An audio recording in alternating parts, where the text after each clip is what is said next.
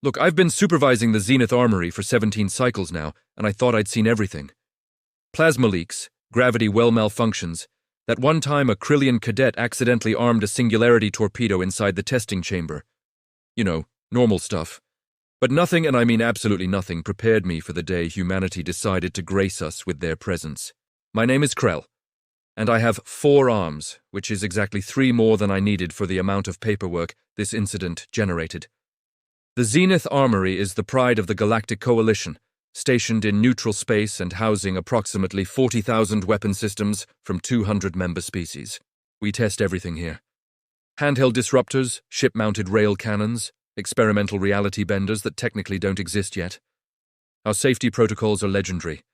7 redundant lockdown systems, an AI overseer with threat assessment capabilities that border on precognition, and a testing schedule so meticulously organized that we once made a Vrixian accountant weep tears of joy. Foolproof, they called it. Idiot-proof, utterly incapable of catastrophic failure. They clearly never met Marcus Webb. He walked into my facility on a Tuesday morning, which should have been my first warning because nothing good ever happens on Tuesdays. He was average height for a human, brown hair, brown eyes, wearing the standard Earth Defense Force utility uniform, and carrying a requisition pad that looked suspiciously thick. "Hi there," he said, extending one hand in that bizarre human greeting ritual where they want you to grab their appendage and shake it. "Marcus Webb, Earth's new equipment liaison officer. I'm here to test some gear for our defense contract." I shook his hand with one of my middle arms, trying not to think about the strange mammalian warmth of it. "Supervisor Krell, welcome to Zenith Armory. I trust you've reviewed the testing protocols?" "Oh, absolutely," Marcus said, grinning in that way humans do when they're either very confident or very dangerous. Sometimes both. Sequential testing, safety distance maintenance, power allocation monitoring, cool-down periods between activations. All very straightforward. That should have been reassuring. It wasn't. "Excellent," I said, gesturing toward the main testing floor with my upper left arm. "We've allocated Bay 7 for Earth's evaluation period. You'll find the catalog interface quite intuitive. Simply select an item, review its specifications, authorize a test cycle, and our technicians will prepare it for demonstration." Marcus nodded along, his eyes already scanning the massive space beyond the observation windows.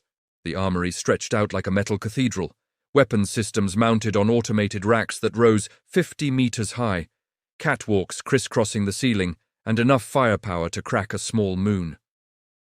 "So just to clarify," Marcus said, still staring at the arsenal with what I would later recognize as deeply inappropriate enthusiasm. "When you say test, you mean actually fire them, right?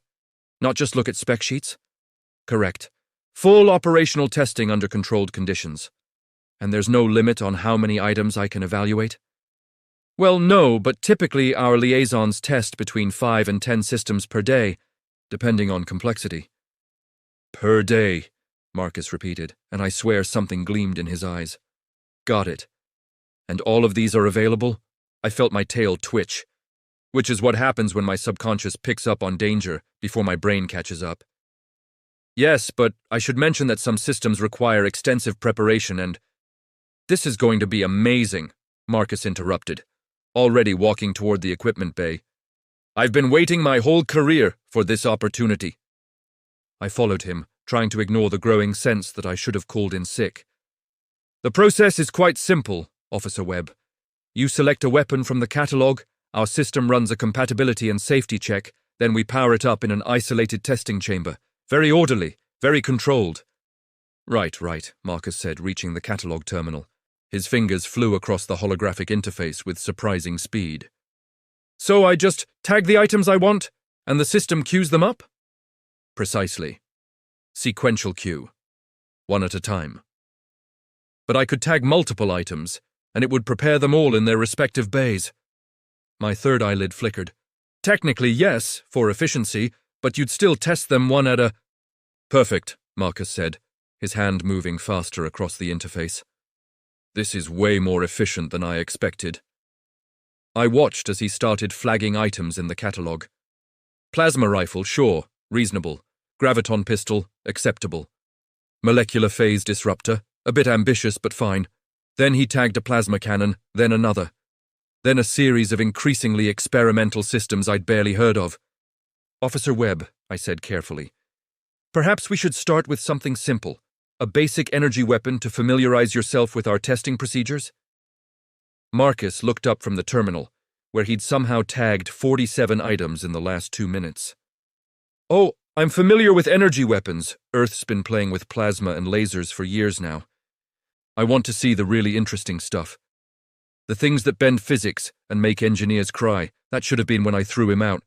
That should have been when I called security and had him escorted back to whatever ship brought him. But no, I was professional. I was accommodating. I was a complete idiot. Very well, I said, my tail now twitching like it was trying to escape my body. Let me just review your selections, and we'll establish a proper testing schedule. Marcus smiled that human smile again. Great. Oh, and one more question. When you say safety distance, how far are we talking? The first indication that humans have a fundamentally different relationship with the concept of patience came exactly 4 minutes into Marcus Webb's testing session. So I've activated the plasma rifle, he said over the comm system, standing in Bay 7's testing chamber. And it's charging up. That takes about 30 seconds, right?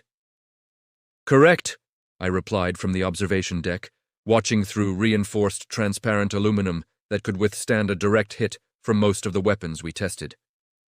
Please wait for the full charge cycle before... Cool. So while that's charging, I can go ahead and initialize the graviton disruptor? My scales prickled. That would not be advisable. Protocol dictates waiting until... It's in Bay 8, which is completely separate, Marcus interrupted, already moving to the adjacent testing station. Different power grid, different containment field. This is actually more efficient. I can prep one while testing another. He had a point, technically. The bays were isolated from each other. But there was a reason we didn't run simultaneous tests. Something about power load distribution and not tempting the gods of chaos. Officer Webb, I really must insist that you complete one test before beginning another. Already started, Marcus said cheerfully, and I watched in growing horror as he activated the graviton disruptor's startup sequence while the plasma rifle was still humming through its charge cycle. Besides, I've got a lot to get through today. Efficiency is key. That's when Vex showed up at my station. Vex is a Chitauri, which means he looks like someone crossed a praying mantis with a nervous breakdown and gave it 6 compound eyes that never blink at the same time. He's also the best power systems technician in 3 sectors, which is why he gets paid enough to afford his stress medication. Increl, Vex chittered, his mandibles clicking rapidly. The power consumption in bays 7 and 8 just spiked simultaneously. Please tell me we're running a scheduled double test. We're not, I said, all 4 of my eyes locked on Marcus, who was now examining a molecular phase cannon with the kind of expression usually reserved for children in candy stores. Stand by for potential shutdown. He's not going to activate a 3rd system, is he? Vex asked, his antennae twitching nervously. Marcus activated a 3rd system. Why, Vex whispered, why do they never listen? The plasma rifle reached full charge, and Marcus actually yelped with excitement before firing it at the target range. The bolt of superheated plasma screamed through the air and vaporized the test dummy in a satisfying explosion of synthetic materials. Before the smoke cleared, Marcus had moved to Bay 8 and activated the graviton disruptor, which created a localized gravity well that crushed another test dummy into a sphere roughly the size of a marble. This is incredible, Marcus said, his voice crackling with genuine enthusiasm over the comm. The response time on these is way better than our simulations suggested. Okay, what's next? Oh, the phase cannon. Let me just... Officer Webb, I said, trying to keep my voice level. You need to allow proper cooldown periods between tests. The power grid requires time to stabilize. The displays all show green, Marcus replied, which was technically true. Look, I understand you're concerned, but I've done this kind of testing before. I know what I'm doing. Narrator's note. He did not know what he was doing. Marcus fired the molecular phase cannon, which worked by temporarily shifting matter out of sync with regular spacetime. The target dummy didn't explode or crush. It simply stopped existing in our dimension for about 3 seconds, then popped back into reality looking deeply confused about its life choices. "Oh, that's just beautiful," Marcus breathed. "The applications for this technology are endless. Can I test it on a denser material, maybe something with a higher molecular cohesion?" "Absolutely not," I said. "You've completed 3 tests, which is more than adequate for your first session. Please exit the testing chambers, and we'll debrief." "But I've barely scratched the surface," Marcus protested, already walking toward Bay 9, where he'd queued up something called a resonance destabilizer, which I'd never actually seen tested because most species had the good sense to be terrified of it. "I've got momentum here, Krell. You don't stop when you're on a roll." Vex's antennae were now vibrating so fast, they were making a humming sound. "Krell, the power distribution is starting to fluctuate. If he activates another system, we're going to have cascade issues." "Officer Webb, stop!" I commanded, using my full supervisory authority voice. "You are exceeding safe testing parameters."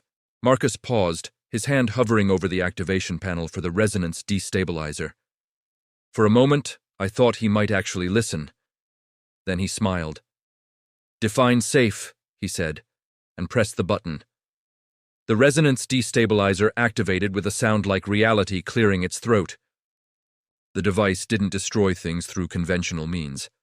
It found the resonant frequency of whatever you pointed it at and amplified it until the target vibrated itself apart. Marcus aimed it at a composite alloy test block, and we all watched as the supposedly indestructible material began to hum, then shake, then explode into a fine powder that hung in the air like metallic snow. "Oh, yes," Marcus said, pumping his fist in victory. "That's what I'm talking about. Okay, what else have we got? Let's see, plasma cannons, multiple varieties. I should test those. And the graviton disruptors have several models too. Oh, and there's a whole section on experimental energy weapons that look fascinating." Vex turned all 6 eyes to me. "He's going to activate them all at once, isn't he?" "Probably," I admitted, watching Marcus move between bays with the determined efficiency of someone who had completely misunderstood the assignment. "Should I begin evacuation protocols?" "Not yet. Maybe he'll tire himself out." Marcus did not tire himself out. Over the next 20 minutes, he activated, tested, and provided detailed commentary on 17 different weapon systems, moving between bays like some kind of deranged efficiency expert. He'd fire a plasma cannon in Bay 7, sprint to Bay 9 to check the charging cycle on a particle beam weapon, then dash to Bay 12 to activate a quantum flux disruptor, all while providing a running commentary that somehow managed to be both technically insightful and deeply alarming. "The heat dissipation on the Mark IV plasma cannon is actually worse than the Mark III, he noted, firing both simultaneously to compare. "But the Mark IV has better targeting integration, so there's a trade-off. I should test them both under sustained fire conditions to see which one handles better during extended combat scenarios." "That would require extended activation periods," I said weakly, "which would dramatically increase power consumption." "Right, so I'll do those next," Marcus said, completely missing the point. "But first, I want to see what happens if I fire the graviton disruptor through the plasma field generated by the Mark IV cannon. The interaction between gravity manipulation and ionized particles could produce some interesting effects." Vex made a sound I'd never heard a Chitauri make before, something between a wheeze and a prayer. "Officer Webb," I tried again. "That kind of weapons interaction testing requires extensive simulation and safety review before—" "Already set it up," Marcus announced, and I watched in mounting horror as he positioned the graviton disruptor to fire perpendicular to a sustained plasma stream. Firing in 3, 2, 1. The graviton field bent the plasma stream like light through a lens, creating a spiraling helix of superheated matter that carved a surprisingly artistic pattern into the reinforced back wall of the testing chamber. "Okay, that's definitely not standard behavior," Marcus said, sounding delighted. "I need to document this. Vex, are you recording all of this?" "Yes," Vex chittered, along with my resignation letter. That's when the power consumption alarm started going off. The alarm system in Zenith Armory has 17 different alert levels, each with its own specific tone and associated panic response. Level 1 sounds like a polite doorbell and means someone forgot to log out of a terminal. Level 17 sounds like the universe screaming, and means everyone is probably going to die. We hit level 12, which sounds like angry hornets made of electricity, and means that something has gone catastrophically wrong, but we might survive if we act immediately. Aegis! I barked at the Armory's AI system. Status report! The synthesized voice that responded somehow managed to sound judgmental, which was impressive for an artificial intelligence. Power consumption has exceeded safe operational parameters in testing sectors 7 through 15. Multiple weapon systems active simultaneously. Cooldown protocols not observed. Recommendation: immediate shutdown of all testing operations. Do it, I ordered. Unable to comply. Manual override engaged in Bay 7.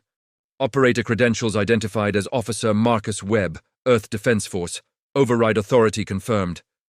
I felt my scales go cold. What do you mean, manual override? Marcus's voice crackled over the comm, distorted by the increasing electromagnetic interference from all the active weapons. Oh yeah, sorry about that. I found the override function in the testing protocols. Figured it would save time if I could control the power distribution directly. Very intuitive interface, by the way. That override is for emergency situations only, I said, my voice climbing to frequencies I didn't know I could reach.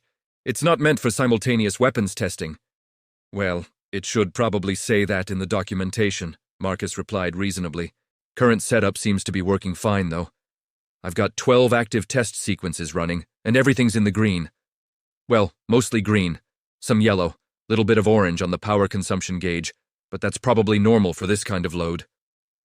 Vex was now vibrating so intensely that he'd achieved a state of quantum uncertainty. Orange is not normal. Orange is one step below red. Red is one step below everyone dies. Aegis, I said, trying a different approach. Initiate emergency shutdown using supervisory override. Unable to comply. Emergency shutdown protocols require deactivation of all weapons systems before lockdown can engage. Current active weapons count, 23, and increasing. 23? I shouted. He's activated 23 weapons systems? Affirmative. Additionally, Officer Webb has bypassed the sequential testing queue and initiated parallel activation protocols across multiple bays. Power grid strain currently at 87% of maximum capacity. This was impossible. Our testing protocols were specifically designed to prevent this exact scenario. You couldn't just activate multiple weapons at once. There were safeties, redundancies, fail-safes built on top of fail-safes. Unless you had legitimate override credentials and the operational curiosity of a hyperactive child in an unsupervised fireworks factory. Officer Webb, I said, forcing my voice into something resembling calm professionalism. You need to start shutting down these systems immediately. The power grid cannot sustain this level of consumption. Almost done, Marcus said, and I could hear the smile in his voice. Just want to test a few more items and then I'll start the cooldown sequence. This has been incredibly productive. I'm getting so much data. That's when Bay 14 exploded. Not literally exploded, thank the void. But the plasma containment field overloaded and discharged in a spectacular cascade of energy that looked like someone had tried to bottle lightning and failed spectacularly. The automatic fire suppression systems engaged, filling the bay with flame-retardant foam, which immediately began to evaporate from the residual heat. Okay, that was suboptimal, Marcus admitted. Aegis, what happened there? Power surge in Bay 14 due to simultaneous activation of plasma cannon array and molecular scrambler. Systems incompatible when operated in parallel. Recommend immediate shutdown of all plasma-based weapons. Can you reroute power from the inactive bays? Marcus asked, and I realized with growing horror that he was trying to problem-solve his way through the crisis instead of just stopping. Marcus, stop, I said, abandoning all pretense of formal protocol. Just stop activating things. Stop testing things. Stop touching anything that has buttons or switches or looks even remotely interactive. But I'm so close to finishing the initial evaluation, Marcus protested. I've only got about 6 more systems in the queue.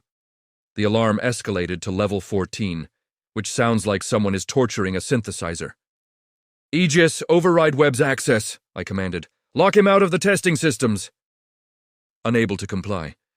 His override codes are tied to the Earth Defense Force contract, which grants full testing authority. I cannot revoke access without authorization from Coalition Command. Then get me Coalition Command! Communication systems are experiencing interference from active weapons testing, unable to establish external connection. Of course, the one time I needed to call for help, our own weapons were jamming our communications. That's when Captain Thora arrived. Captain Thora is a Vrixian, which means she's 3 meters of scaled muscle with a tail that could crack steel and a temperament that makes natural disasters look friendly. She's been in charge of Armory security for the past decade, and in all that time, I'd never seen her actually angry. Frustrated, yes. Annoyed, certainly, but never truly angry. She was angry now. "Krell," she said, her voice so cold it could freeze plasma. "Why is my armory eating enough power to run a battleship, and why are all my containment fields flickering like a disco?" "I'm human," I said, pointing at the observation window where Marcus was visible in Bay 7, currently examining what appeared to be an EMP grenade launcher. "Testing efficiency!"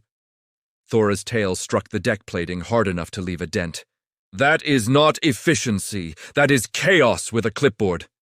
"In my defense," I started, but she cut me off with a look that could vaporize steel.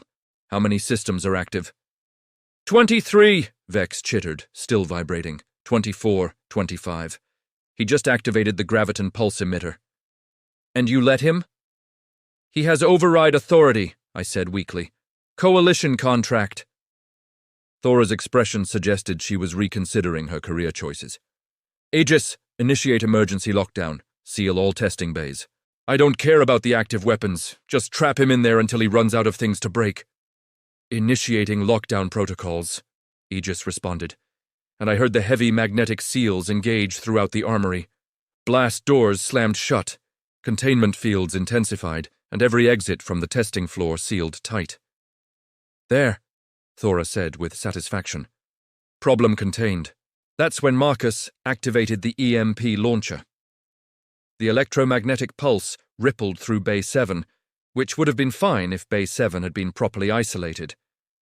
But with all the weapons systems active and the power grid already stressed, the EMP interacted with the graviton fields, which interfered with the plasma containment, which caused a feedback loop in the molecular scramblers, which somehow made the lockdown doors malfunction. Not malfunction as in open. That would have been helpful. Malfunction as in lock, permanently, with everyone inside. "Aegis," Thora said very slowly, "open the blast doors." Unable to comply. "Emergency lockdown engaged. Doors cannot open while weapons systems remain active. However, weapons systems cannot be deactivated due to power grid instability caused by EMP feedback loop. This is what humans call a catch-22. Vex made a sound like a dying accordion. "We are trapped in here with 25 active weapons and a human who thinks testing means use everything simultaneously." Marcus's voice came over the comm, sounding genuinely apologetic. "So, I think I might have made things worse. The EMP grenade seemed to affect some of the other systems. In an interesting way. Scientifically speaking, this is fascinating data, but I'm sensing you guys might be upset." "Upset?" Thora repeated, her voice dangerously quiet. "Officer Webb, when we get out of this, and that's a very optimistic when, I'm going to introduce you to a Vrixian tradition called the Long Walk. It involves an airlock and a very short rope." "That sounds unpleasant," Marcus said. "But in fairness, the testing protocols weren't entirely clear about—" "The protocols said sequential testing," I shouted. "Sequential, as in one after another, not all at once. How did you interpret sequential to mean simultaneous?" "Well, if you test them sequentially but in quick succession, it's basically simultaneous from a practical standpoint," Marcus explained. And I realized that humans might have a fundamentally broken understanding of cause and effect. The power grid alarm hit level 16, which sounds like the universe is having an asthma attack. "Vex," I said, "tell me we have options." Vex's compound eyes were all focused on his diagnostic panel, his antennae twitching in patterns I associated with complex calculations. "Options are limited. We can't shut down the weapons because the EMP created a feedback loop. We can't open the doors because the weapons are active. We can't cut power because that would cause every system to discharge simultaneously, which would probably breach containment and kill us all. So we're stuck, Thora said. We're stuck, Vex confirmed. From Bay 7, Marcus cleared his throat. So I might have an idea. 3 pairs of eyes and 12 individual optical organs turned to look at the observation window. Absolutely not, we all said in unison. You haven't even heard my idea yet, Marcus protested. Don't care, Thora said. Whatever it is, no. But I've been taking notes on all these weapon systems, Marcus continued, undeterred. I've noticed some interesting interaction patterns, vulnerabilities, really, ways they might counteract each other if properly orchestrated. I felt a headache forming behind all 4 of my eyes. You want to use more weapons to fix the weapons problem you created with weapons. When you say it like that, it sounds crazy, Marcus said. Because it is crazy, Vex chittered. But is it crazier than sitting here waiting for the power grid to explode? Marcus asked, and the worst part was, he had a point. There's a moment in every disaster where you realize you've crossed the threshold from manageable crisis into pure, unadulterated chaos, and your only option is to embrace it and hope you survive. Standing in a locked-down armory with 25 active weapon systems, a failing power grid, and a human who wanted to fix the problem by activating more weapons, I knew we'd crossed that threshold about 15 minutes ago. Explain your idea, Captain Thora said, her tail twitching in a way that suggested she was already regretting asking. Slowly, and with minimal optimism. Marcus pulled up a holographic display showing the armory's layout and the active weapons systems highlighted in angry red. Okay, so here's what I've observed. Each of these weapons has a specific power signature and operational frequency, right? And they're all drawing from the same grid, which is why we're overloading. Yes, Vex chittered. This is the problem you created. But it's also the solution, Marcus continued, manipulating the display. The EMP created a feedback loop because it interfered with the graviton fields. But what if we use that interference deliberately? We could create a controlled cascade where each weapon system counteracts the others in sequence, draining the power grid systematically instead of all at once. I stared at him. That's the worst idea I've ever heard. Second worst, Thora corrected. His first worst idea was testing everything simultaneously. But it could work, Marcus insisted. Look, the plasma weapons generate massive heat, right? And the graviton systems create localized gravity wells. If we position them correctly, the gravity wells could contain the plasma discharge, creating a closed energy loop that actually reduces grid strain. Vex's antennae stopped vibrating, which was either a good sign or meant he'd achieved a state of stress-induced enlightenment. That's actually not completely insane. Theoretically, if the plasma discharge was contained within a graviton field, the energy would be trapped in a dimensional pocket until it dissipated naturally. See, Marcus said triumphantly. Not completely insane. Still mostly insane, I muttered. Aegis, Thora commanded. Analyze Webb's proposal. What's the probability of success? The AI was silent for a long moment, which made me nervous because AIs don't usually need to think. Analyzing. The proposed cascade approach has a 42% chance of successfully draining the power grid without catastrophic failure. And the 58% chance? I asked, though I was pretty sure I didn't want to know. Explosive decompression of all containment fields, resulting in a multi-spectrum weapons discharge that would breach the armory hull and potentially destabilize the station's structural integrity. So we'd die, Vex summarized. Extremely, Aegis confirmed. Marcus waved his hand dismissively. 42% is practically 50-50 when you round up, and it's not like we have better options. What's the probability of survival if we just wait for the grid to fail naturally? Calculating. Approximately 0%. Current power consumption will reach critical failure in 6.3 minutes. So we have a choice between 0% survival and 42% survival, Marcus said. Seems pretty clear to me. Thora's tail struck the deck again. I hate that he's right. I hate it more, I said, but I was already pulling up the weapons control interface.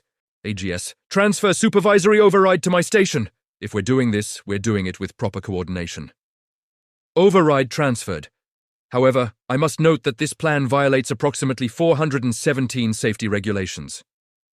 Add them to my incident report, I said grimly. Webb, walk me through the sequence, and if you say just wing it, I'm opening an airlock. Marcus actually looked serious for the first time since arriving, which somehow made me more nervous. First, we need to reposition the graviton disruptors to create containment fields around the plasma weapons. That means using the automated rack systems to move them while they're active. The racks aren't designed to move armed weapons, Vex protested. But they can, right? The mechanical systems are separate from the power grid? Yes, but then we're doing it, Marcus said firmly. Next, we need to synchronize the plasma cannon firing sequences so they discharge into the graviton fields simultaneously. The fields will contain the plasma and convert it into harmonic energy that dissipates into subspace. That's not how physics works, I said. It's not how our physics works, Marcus corrected. But I've been watching these systems interact for the past hour, and I'm telling you, the graviton technology creates pocket dimensions that don't follow standard thermodynamic rules. We can exploit that. Thora leaned over my shoulder, studying the display. What about the molecular scramblers and the EMP systems? They're still active and causing interference. We use them as the trigger, Marcus explained. Once the plasma is contained, we activate the molecular scramblers on the containment fields themselves. They'll phase the fields out of sync with regular space, which should collapse them and release the trapped energy in a controlled burst. Then we hit everything with a coordinated EMP pulse that forces a hard shutdown of all systems simultaneously. Vex was now consulting with a calculator and muttering prayers in 3 different languages. The timing would have to be perfect. We're talking microsecond precision across 25 different systems. Aegis can handle that, Marcus said confidently. Right, Aegis. I can coordinate the timing, the AI responded. However, I feel obligated to mention that this plan requires things to go correctly in an environment where everything has already gone incorrectly. Story of my life, Marcus said cheerfully. Captain Thora, I'm going to need you to manually override the rack positioning systems. Krell, you'll handle the power distribution, keeping each system fed exactly enough juice to function, but not enough to destabilize. Vex, you're on the math, calculating the exact timing for each stage of the cascade. And what will you be doing? Thora asked suspiciously. Marcus grinned. I'll be in the testing bays, physically adjusting the weapons positions and making sure each system is oriented correctly for the cascade. Someone needs to be on the ground, and I know these systems better than anyone now. That's because you're the one who broke them, I pointed out. Exactly, Marcus agreed. Which means I'm the one who knows how to fix them. Now let's move. We've got about 5 minutes before the grid turns us all into particles. I wanted to argue. I wanted to refuse. I wanted to wake up and discover this was all a stress-induced nightmare.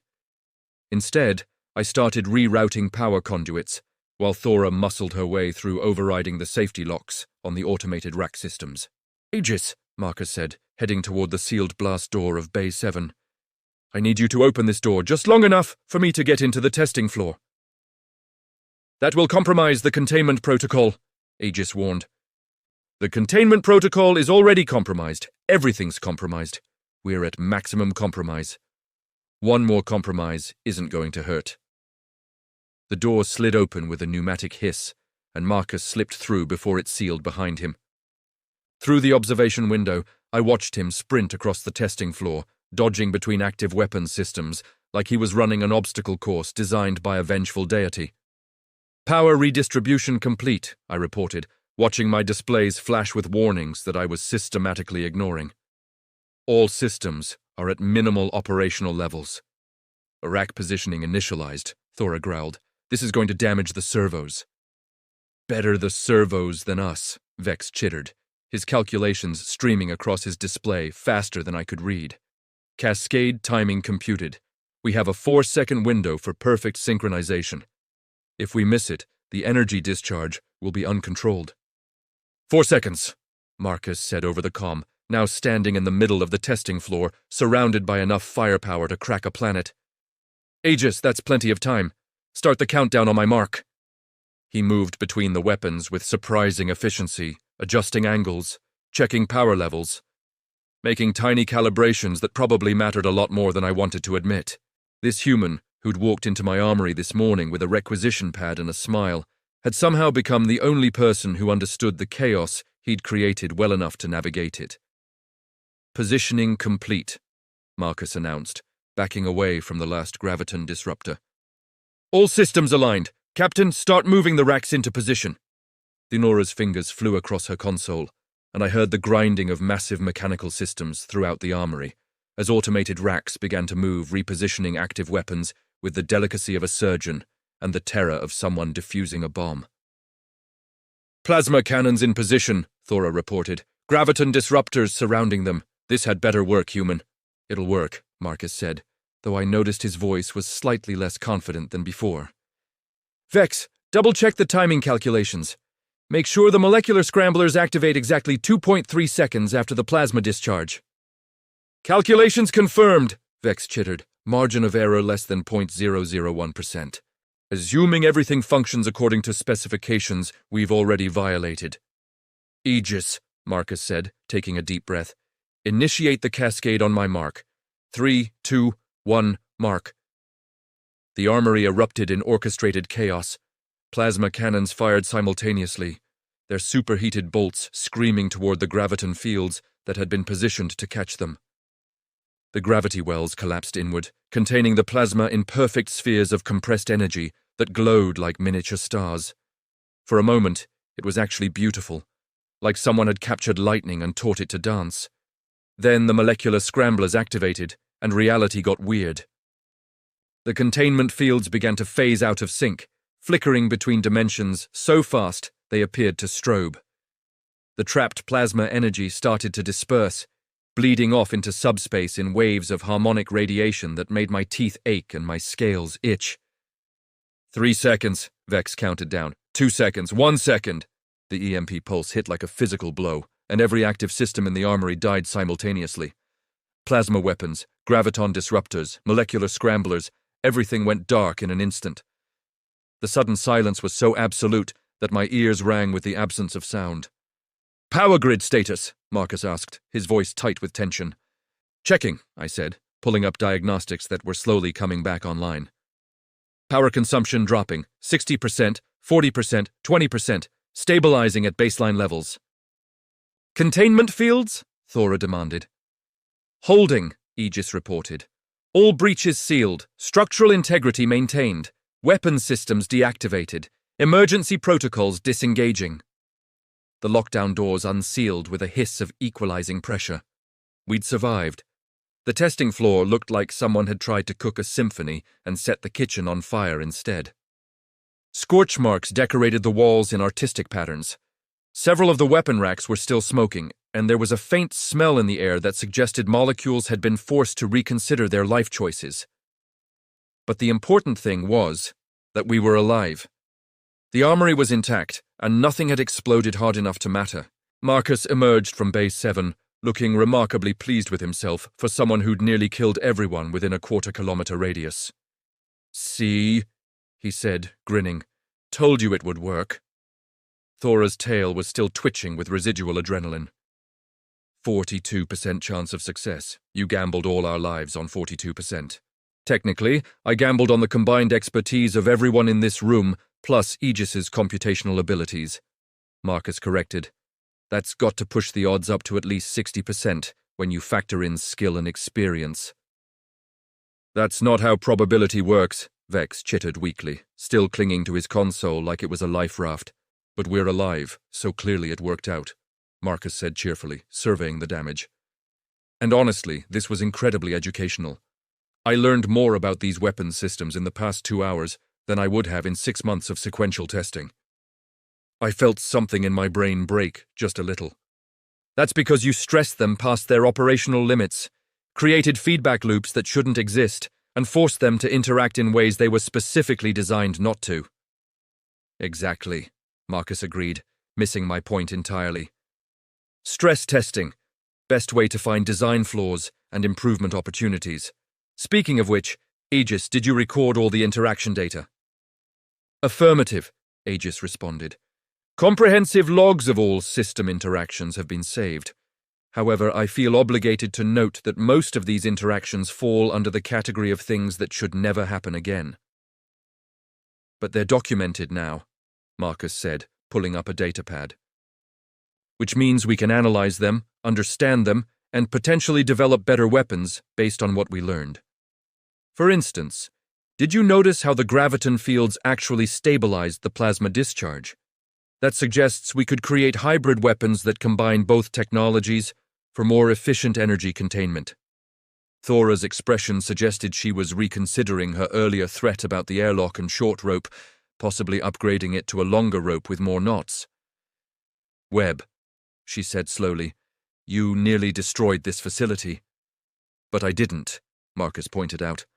And more importantly, I discovered a critical design flaw in your safety systems. The design flaw being that they don't account for humans? I asked sarcastically. No, the design flaw being that your power grid can't handle multiple simultaneous operations, even though your bay isolation systems are theoretically capable of supporting them. Marcus explained, actually making sense despite my best efforts to stay angry at him. If this were an actual combat situation where multiple weapons needed to be deployed at once, you'd have the same overload problem. Better to discover that now in a testing environment than during actual battle. Vex's antennae perked up slightly. He has a point. Our protocols assumed weapons would be tested sequentially because that's how everyone tests them. But in combat situations, ships would absolutely use multiple systems simultaneously. Don't encourage him, I said, but I was already seeing Marcus's logic, and I hated it. That still doesn't justify the chaos. It's not chaos, it's accelerated discovery through aggressive experimentation, Marcus said, which was possibly the most human thing I'd ever heard. And yes, I'll admit I pushed things too far. Should have probably stopped at 15 active systems instead of 25. Should have stopped at 1, Thora growled.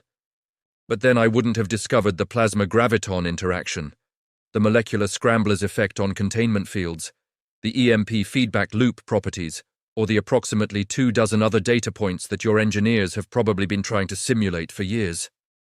He pulled up his datapad, showing detailed notes and observations that were, I had to admit, actually quite thorough. I've documented everything: energy consumption patterns, heat dissipation rates, optimal firing sequences, interaction matrices between different weapon types.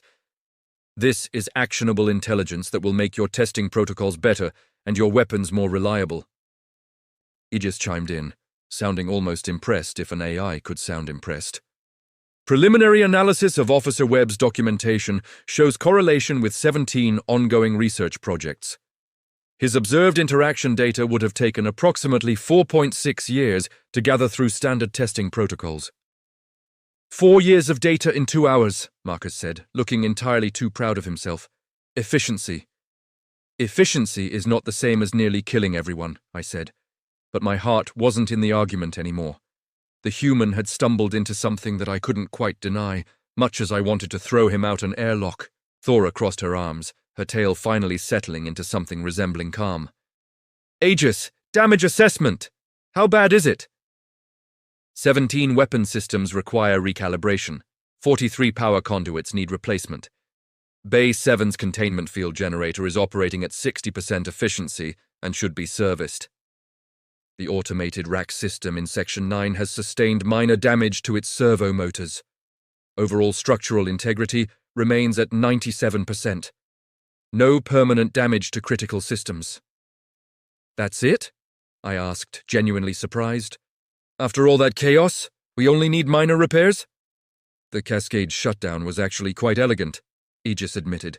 Officer Webb's approach, while unconventional and terrifying, did successfully drain the power grid without causing system failures.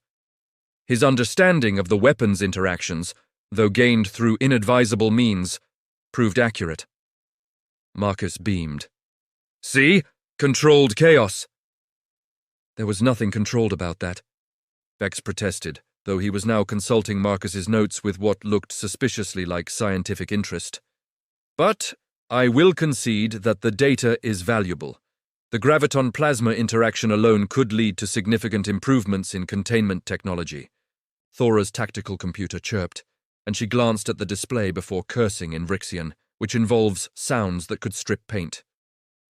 Coalition Command is requesting a full report on the power surge and lockdown. They've been monitoring the station and noticed the, quote, concerning energy fluctuations. Tell them it was a comprehensive stress test, Marcus suggested, which it was, technically.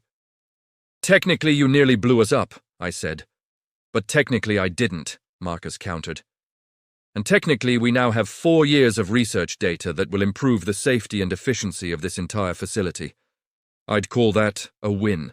Thora studied Marcus for a long moment, her predatory eyes calculating. You realize this stunt should end your career? Probably, Marcus agreed. But it won't, because the data is too valuable and the Coalition needs people who can think outside the box, especially if you're preparing for actual combat scenarios where simultaneous weapons deployment is necessary. Arrogant, Thora observed. Confident, Marcus corrected. There's a difference. He's right, though, I said, surprising myself. The Coalition has been testing weapons sequentially for decades because that's how we've always done it. But actual combat doesn't work that way. Ships use multiple systems at once, often in combinations we never simulate.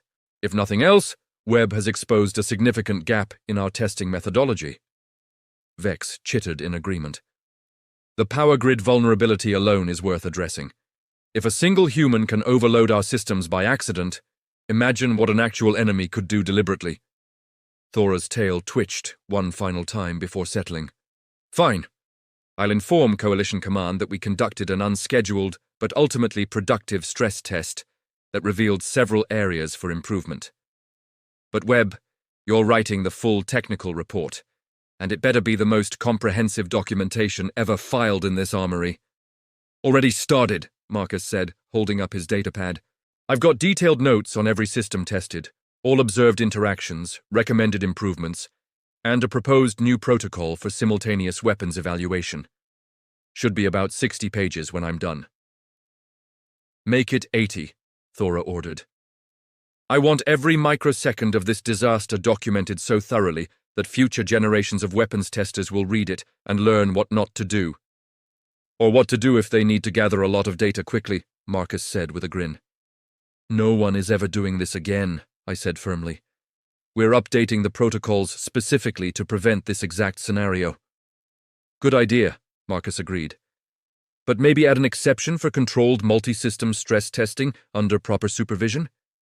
The data really is valuable. Is supervised by an entire security team, a medical unit on standby, and possibly a priest, Thora said. But yes, there's merit to the concept, if stripped of all the chaotic human nonsense. Marcus actually looked thoughtful. You know, that's fair. I did get a bit carried away. In my defense, when you give a human access to 40,000 weapons systems, and tell them they can test whatever they want, you're basically creating a perfect storm of curiosity and opportunity. Note to self, I said. Update Earth's contract to include specific limits on testing quantity and simultaneous activations. Probably wise, Marcus admitted. Though you should know I'm not typical for humans. Most of my colleagues would have tested 3 or 4 systems and called it a day. I just get really excited about new technology. You mean really dangerous around new technology, Vex corrected. That too, Marcus acknowledged cheerfully. Aegis interrupted our banter. Coalition Command is requesting immediate video conference. Captain Thora, they seem quite insistent. Thora sighed. The sound of someone who was about to have a very long and unpleasant conversation with her superiors. Of course they are. Vex, get the repair crews started on the damaged systems. Krell, help Webb compile his report and make sure it's actually useful and not just a love letter to weapons technology. I'll handle command. She paused at the door to the communications center, turning back to look at Marcus. And Webb, you're banned from this facility for the next month. After that, if command hasn't court-martialed you, we'll discuss supervised testing protocols. Emphasis on supervised. Understood, Captain, Marcus said, snapping a surprisingly crisp salute. And for what it's worth, I'm sorry for the chaos. That wasn't my intention. Your intention was to test everything at once, Thora said dryly. You succeeded. Congratulations. Now go write your report and try not to touch anything else. After Thora left, the The three of us stood in the wrecked testing floor, surrounded by cooling weapons and the lingering smell of overworked technology. Marcus was still grinning. Vex was still vibrating slightly, and I was already composing the incident report in my head. "So," Marcus said finally, "anyone want to get lunch? I hear the station has excellent synthesized protein." "I want to go home and reconsider my career choices," Vex said. "I want to drink something strong enough to make me forget the last 3 hours," I added. "Those are also valid options," Marcus agreed. "But seriously, thank you both for trusting me back there. I know the plan was risky." "It was insane," I interrupted. "But you trusted me anyway," Marcus continued. "That means a lot. And I promise, when I come back in a month, I'll follow all the proper protocols, supervised testing only, no chaos." "I don't believe you," I said. "Yeah, me neither," Marcus admitted, "but I'll try really hard." Despite everything, I found myself almost smiling. Humans were chaos incarnate, curiosity weaponized, and utterly impossible to predict. But maybe that wasn't entirely a bad thing. "Come on," I said, heading toward the exit. "Let's get that lunch, and Marcus, you're buying. Consider it a chaos tax." "Fair enough," Marcus said, following along. "Hey Vex, your people have multiple eyes, right? Do you have to buy multiple pairs of glasses if you need vision correction?" "Please stop talking to me," Vex chittered. It was going to be a very long month before Marcus came back, and an even longer eternity afterward. 3 days later, I was still writing the incident report, which had somehow ballooned from what I thought would be 5 pages to nearly 40, and I still wasn't done. Every time I thought I'd documented everything, I'd remember another terrifying detail that needed to be included for posterity and future generations, who might wonder how a single human nearly destroyed the Coalition's premier weapons testing facility on his first day. The report currently sat open on my screen, mocking me with its incompleteness. Incident Report, ZA2517H, Supervisor, Krell, ID 847KRL983, date, redacted for legal reasons. Subject, catastrophic power grid overload due to simultaneous weapons testing. Summary, Officer Marcus Webb of Earth Defense Force activated 25 weapons systems simultaneously despite protocols explicitly requiring sequential testing. This resulted in power grid strain, emergency lockdown, and a cascade failure that was only resolved through an improvised and statistically improbable solution involving more weapons. Casualties, 0, miraculous. Property damage, moderate, also miraculous. Psychological damage, extensive, ongoing. I was trying to figure out how to phrase, the human ignored every safety protocol because he thought efficiency meant doing everything at once. In diplomatic language, when my terminal chirped with an incoming message from Coalition Command. That was fast. Usually they took weeks to respond to incident reports. I opened the communication with a sense of dread. 2. Supervisor Krell, Zenith Armory. From Admiral Torvin, Coalition Weapons Development Command. RE, Incident ZA2517H. Supervisor Krell, we have reviewed the preliminary reports, sensor logs, and Captain Thora's comprehensive and colorfully worded debrief regarding Officer Webb's testing session. While we share your concerns about the methods employed, we must acknowledge the results. The data gathered from this incident has already been distributed to 17 research teams across the Coalition. Initial analysis suggests Officer Webb's observations could accelerate several weapons development programs by multiple years. The graviton-plasma interaction alone has our theoretical physics team extremely excited, which is concerning because they're usually dead inside. Additionally, the power grid vulnerability exposed by this incident has prompted a full review of our simultaneous deployment capabilities. Every weapons facility in the Coalition is now being evaluated for similar weaknesses. You may have just prevented a catastrophic failure during actual combat. Therefore, despite the unorthodox nature of Officer Webb's approach, Coalition Command is officially commending him for his contribution to weapons research and facility safety improvement. He's also being assigned to you permanently as a specialist in unconventional testing methodology. You have our sympathies, Admiral Torvin. I read the message 3 times, certain I'd hallucinated it. They were commending him. The human who nearly killed us all was being praised and assigned back to my facility permanently. I was going to need so much more alcohol. Another message chirped through, this one from Captain Thora. Krell, I see you got the news. Yes, Command has lost their minds. No, we can't refuse.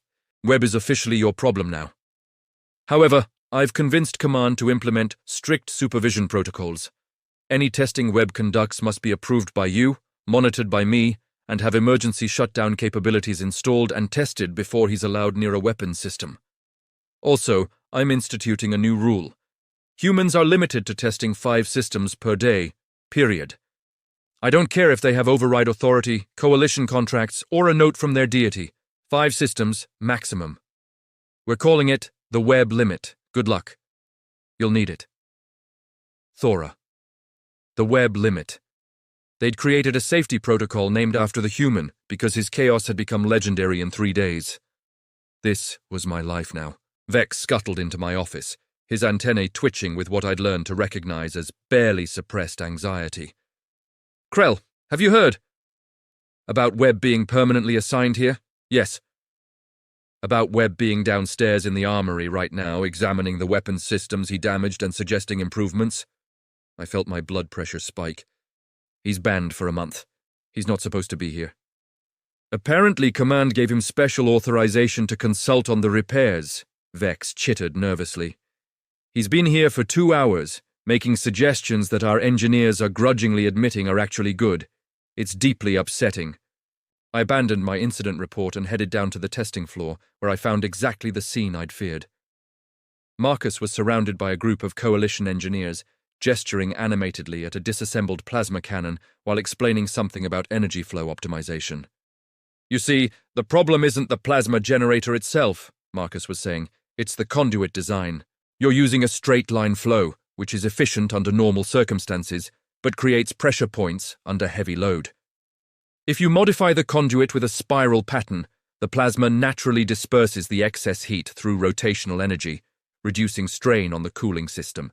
One of the engineers, a Krillian with more arms than I cared to count, was actually taking notes. That could work. Why didn't we think of that? Because you've been testing weapons sequentially, Marcus explained. You never pushed them hard enough to see where the real stress points were. The overload I caused actually revealed about a dozen design flaws that only appear under extreme conditions. Another engineer, this one a crystalline being whose name I couldn't pronounce, chimed in. What about the graviton disruptor array? You mentioned something in your preliminary notes about resonance patterns. Marcus lit up like someone had given him a birthday present. Oh yes, the disruptors. So here's the fascinating part. Webb, I interrupted, my voice cutting through his enthusiasm like a plasma cutter through butter. What are you doing here? He turned, grinning without a hint of shame. Consulting on the repairs. Command authorized it. Check your messages. I had checked my messages. That didn't mean I was happy about it. You're supposed to be banned. Banned from testing, Marcus corrected. Not from consulting. Besides, I broke it. I should help fix it. That's just good manners. Human manners are going to give me a stress-induced scale condition, I muttered, but I couldn't actually argue with his logic. Fine. But you're not touching any active weapons systems. Wouldn't dream of it, Marcus said, which I didn't believe for a microsecond.